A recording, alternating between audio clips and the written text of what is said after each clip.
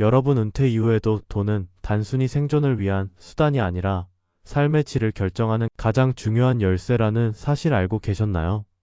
많은 분들이 은퇴 후에는 돈을 아끼는 것이 가장 중요하다고 생각합니다. 하지만 실제로는 돈을 어디에 쓰느냐가 훨씬 더 중요합니다. 같은 금액을 가지고도 어떤 사람은 활기차고 건강한 노후를 보내는 반면 어떤 사람은 매일 불안하고 답답하게 살아갑니다. 그렇다면 은퇴 후 돈은 어떻게 써야 할까요? 오늘은 세 가지 사례를 바탕으로 그 답을 풀어드리겠습니다. 첫 번째 이야기입니다. 서울에 사는 70대 중반의 이씨 부부는 은퇴 후 무조건 절약만을 생활 원칙으로 삼았습니다. 전기세가 조금이라도 나오면 조명을 끄고 난방도 최소한으로 틀었죠. 외식은 꿈도 꾸지 않았습니다. 그런데 문제는 이런 생활이 오히려 건강을 해쳤다는 겁니다. 추운 겨울에 난방을 줄이다가 감기에 자주 걸리고 병원비가 더 들어갔습니다. 식비를 줄이느라 제대로 된 영양 섭취를 못하니 체력도 약해지고 면역력도 떨어졌습니다. 결국 절약을 위해 아꼈던 돈보다 치료비가 훨씬 더 많이 나가버렸습니다. 이 사례는 돈을 무작정 아끼는 것이 결코 지혜로운 방법이 아니라는 걸 잘 보여줍니다. 두 번째 사례를 볼까요? 경기도에 사는 박 씨는 은퇴 후 평생 꿈꿔왔던 여행을 시작했습니다. 하지만 문제는 계획 없이 소비가 이어졌다는 겁니다. 처음에는 국내 여행으로 시작했지만 곧 해외여행으로 이어졌습니다. 좋은 호텔과 비싼 음식을 아낌없이 즐겼죠. 그런데 몇 년이 지나니 노후 자금이 급격히 줄어들었고 생활비조차 빠듯해졌습니다.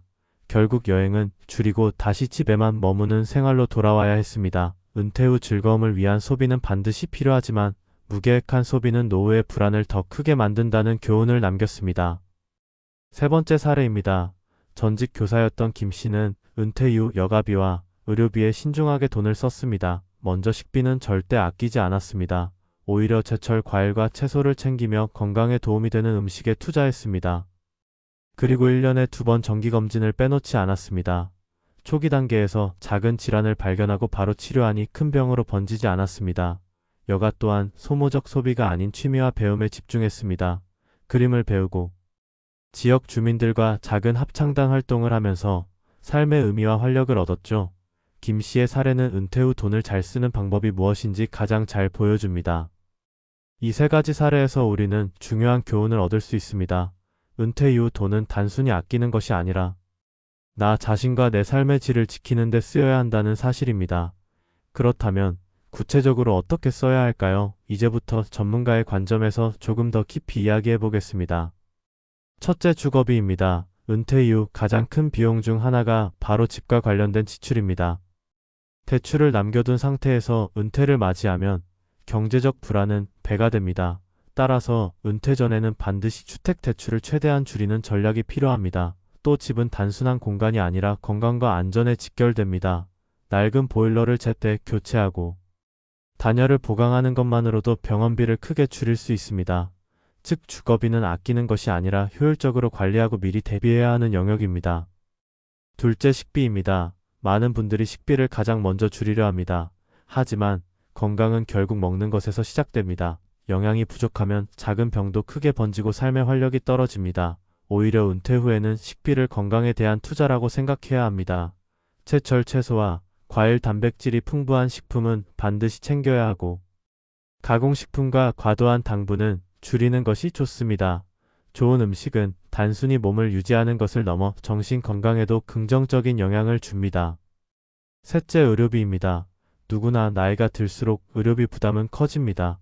하지만 차이는 예방과 초기 관리에서 갈립니다. 정기 검진을 게을리하지 말고 작은 증상이 보이면 바로 진료를 받는 것이 장기적으로 훨씬 경제적입니다.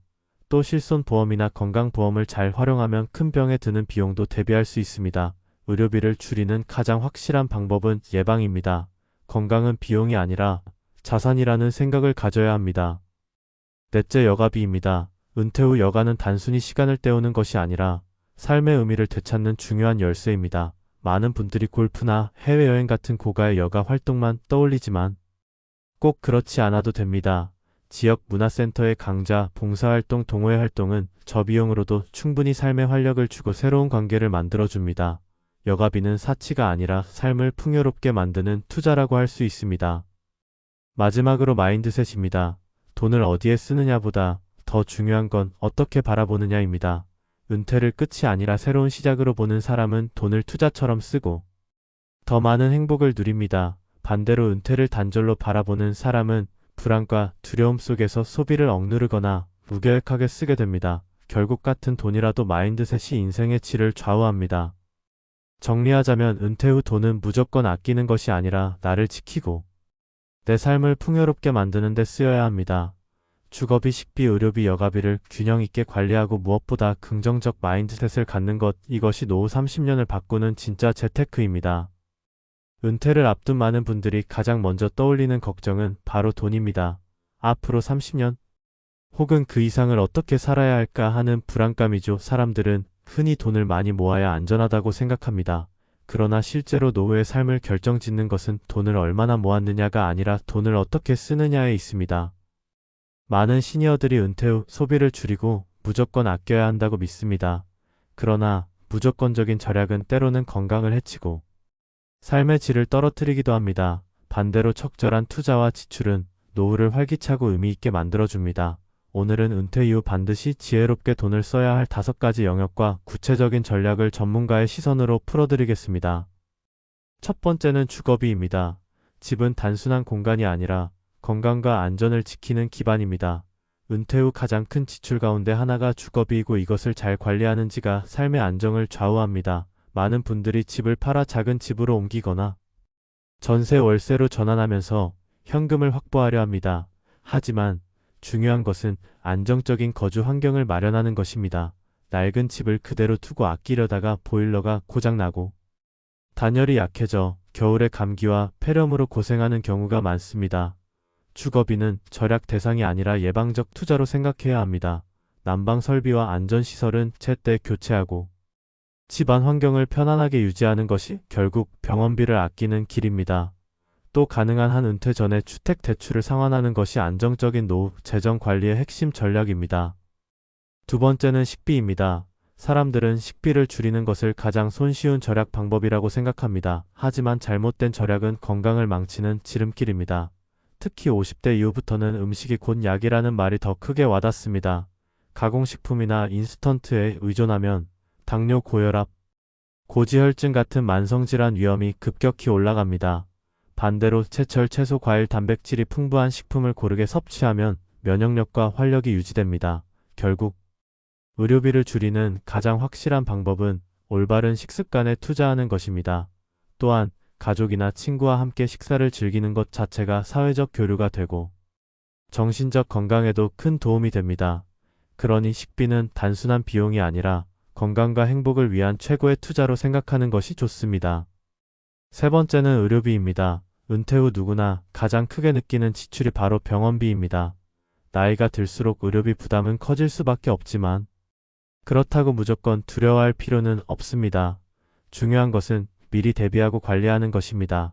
정기 검진을 꾸준히 받는 것만으로도 큰 병을 예방할 수 있고 초기 치료가 가능해집니다. 작은 증상을 무시하고 치료를 미루다가는 오히려 수십 배의 비용을 쓰게 됩니다. 또 보험 제도를 잘 활용하는 것도 전략입니다. 실손보험이나 건강보험의 보장 범위를 확인하고 부족한 부분을 보완하는 것은 매우 현명한 일입니다. 의료비를 줄이는 가장 좋은 방법은 결국 예방입니다. 규칙적인 운동, 균형 잡힌 식사, 충분한 수면은 돈을 들이지 않고도 의료비를 절감하는 최고의 전략입니다. 네 번째는 여가비입니다. 은퇴 후 많은 분들이 가장 먼저 줄이는 것이 여가 지출입니다. 하지만 여가는 단순한 사치가 아니라 삶의 질을 결정하는 필수 요소입니다. 어떤 분들은 은퇴 후 텔레비전 앞에만 앉아 시간을 보냅니다. 처음에는 편안하지만 시간이 지나면서 무기력과 외로움이 찾아옵니다. 반대로 여가에 적극적으로 투자한 사람들은 활기차고 행복한 노후를 보냅니다. 꼭 비싼 골프나 해외여행이 아니어도 됩니다. 지역 문화센터에서 배우는 악기나 미술, 동호회에서의 만남, 봉사활동 같은 저비용 여가 활동이 삶의 활력을 불어넣습니다. 여가에 쓰는 돈은 단순한 지출이 아니라 행복한 노후를 위한 투자라고 할 수 있습니다. 다섯 번째는 마인드셋입니다. 결국 은퇴 후 돈의 쓰임새를 결정하는 가장 중요한 요소는 생각의 틀입니다. 어떤 사람은 은퇴를 끝으로 보고 불안과 두려움에 사로잡혀 소비를 억누르거나 무계획하게 씁니다. 반면 은퇴를 새로운 시작으로 보는 사람은 지출 하나하나를 미래에 대한 투자로 사용합니다. 배움에 투자하고 건강에 투자하고 관계에 투자하는 사람은 삶의 만족도가 훨씬 높습니다. 즉 돈이 많고 적음보다 중요한 것은 내가 가진 자원을 어떤 시각으로 바라보는가입니다. 마인드셋은 노후의 방향을 완전히 바꿉니다. 여기서 구체적인 전략을 다시 정리해 보겠습니다. 은퇴 후 집은 최소한의 편안함과 안전을 유지할 수 있도록 관리하고 대출은 은퇴 전에 최대한 줄이는 것이 좋습니다. 식비는 절약이 아니라 투자라는 생각으로 건강한 식재료에 아낌없이 쓰는 것이 장기적으로 이익입니다. 의료비는 예방과 초기 치료가 핵심이며 보험을 점검해 불필요한 지출을 줄이는 것이 현명합니다.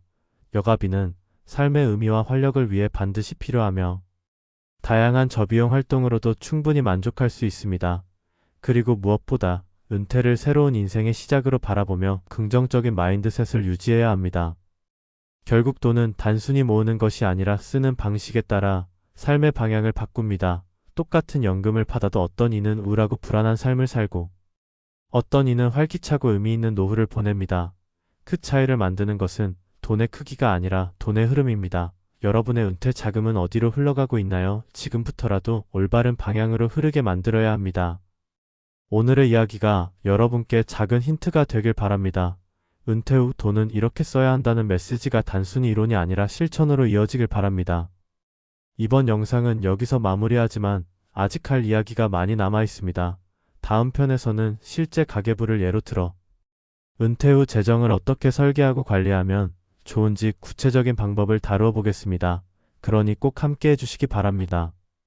마지막으로 이 채널은 여러분의 노후를 지혜롭고 풍요롭게 만들기 위해 준비된 공간입니다. 오늘 내용이 도움이 되셨다면 구독과 좋아요를 부탁드립니다. 그리고 여러분은 은퇴 후 돈을 어디에 가장 많이 쓰고 계신가요?